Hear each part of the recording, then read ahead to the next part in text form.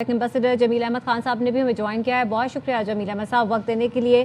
पाकिस्तान, तुर्की और सऊदी अरब के दरमियान कुछ ही लम्हों पहले एक दिफाई मुआहदे की तकरीब हुई, दस्तखत बाकायदा तौर पर कर दिए गए। क्या समझते हैं इस मुआहदे से अब आने वाले दिनों में क्या सूरत हाल पैदा होती देख रहे हैं? खित्ते में ताकत का तवाज़ुन किस तरफ जाता हुआ देख रहे हैं? ये भी बताइएगा कि चूँकि अब तुर्की भी इसमें शामिल है तो इंटेलिजेंस शेयरिंग, दीगर टेक्नोलॉजी शेयरिंग किस हद तक ये आगे जाएंगी चीज़ें? जी जमील अहमद साहब, चलिए पहले बात कर लेते हैं खित्ते में तवाज़ुन की। खित्ते में तवाज़ुन यकीनन मुस्तहकम और मजबूत होगा। ये तीनों ममालिक ज़ाहिर है इनकी कलीदी हैसियत है, मिडिल पावर, और ये तीनों मिडिल पावर मिल के अगर इनकी आप पर कैपिटा इनकम भी देखें सऊदी अरब की वजह से, वो भी आपको कई ममालिक से ज़्यादा आपको नजर आएंगे। उसके अलावा इन तमाम ममालिक की अगर आप फोर्स को यकजा करें तो इनके number of soldiers and number of force would be much higher than most of the countries of the world.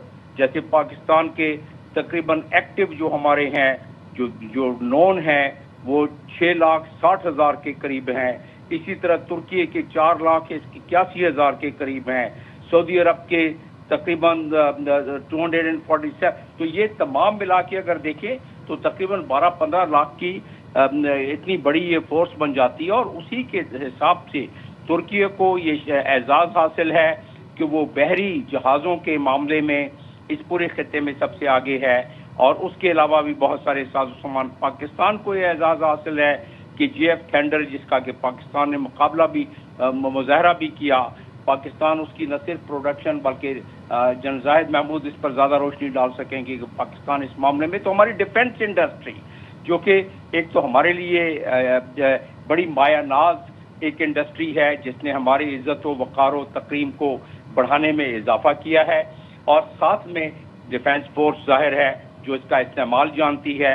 तो उस लिहाज से अगर देखा जाए तो ये एक पहलू है। दूसरा पहलू इसका ये है कि खित्ते में जो किसी किस्म की डिस्टेबलाइजेशन हो सकती थी, और ख़ास तौर पर एक्सटर्नल फोर्सेस के लिहाज से, यानी कि इजराइल इसमें हमेशा एक स्पॉइलर का किरदार अदा करता था। और ये 70 की दहाइयों से सऊदी अरब को इजराइल से भी खतरा लगा होता था, बाद में हालात बेहतर हो गए थे उसके, और जिसकी वजह से पाकिस्तान ने सऊदी अरब के साथ हमेशा से कोलैबोरेट किया। मैं किसी ज़माने में उसका हिस्सा रहा। तो मैं ये समझता हूँ कि ये तीनों ममालिक के संगम से जो OIC के चार्टर है उसको भी तक़वियत मिलेगी, जो OIC के मकासद हैं 57 ममालिक के उसको भी तक़वियत मिलेगी। पाकिस्तान का मसला, सबसे बड़ा मसला जो दफाई लिहाज से है, जो स्ट्रेटेजिक लिहाज से है, जो जियोपॉलिटिकल लिहाज से है, वो है कश्मीर का मसला। कश्मीर के मामलात में तुर्की ने हमेशा, चाहे वो जनरल असेंबली हो, दुनिया का कोई भी प्लेटफॉर्म हो, उस पर खुलकर साथ दिया है, और सऊदी अरब भी हमारे साथ इस मामले में रहा है।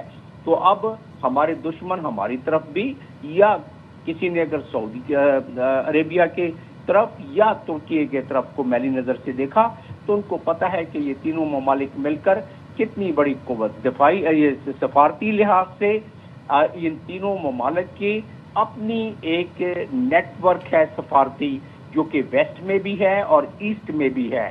पाकिस्तान भी उसी पैराहे में देखा जाता है। तुर्की तो है ही है नेटो का मेंबर। तो उस लिहाज से भी देखा जाए तो वेस्ट को इससे कोई ज़्यादा प्रॉब्लम नहीं होनी चाहिए।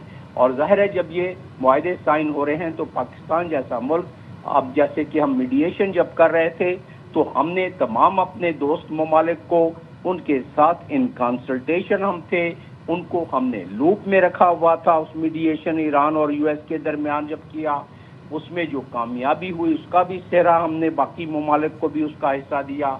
और इसी तरीके से अब जो इस खित्ते में स्टेबलाइजेशन, खास तौर पे मार्का हक के बाद जब हमारा प्रोफाइल बढ़ा, तो आपने देखा कि हम में से कितने अफराद और कितने दुनिया के तजिया निगार ये बात कर रहे थे कि इस खित्ते में स्टेबलाइजेशन के तौर पर पाकिस्तान एक नुमाया मुल्क बन के मिलकर जाहिर है उसको 4 चांद लगा रहे हैं।